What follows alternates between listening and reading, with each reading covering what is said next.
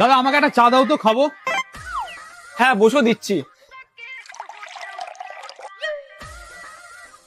এই গেলটু, দাদাকে চাটা দিয়ে আয়। अच्छा। এই নিন। এই যে ভাই, হ্যাঁ বলো। বলছি তুই এখানে কাজ করে কত টাকা মাইনা পাস? 10,000 টাকা। কি 10,000 টাকা? আমার কাছে চলে এসিস কালকে থেকে, 40,000 টাকা স্যালারি দেবো। কি সত্যি? আচ্ছা ঠিক আছে, অনেক জ্বালিয়েছিস, অনেক কথা শুনিয়েছিস, আজকে থেকে তোর এই বালের দোকানে কাজ করব না।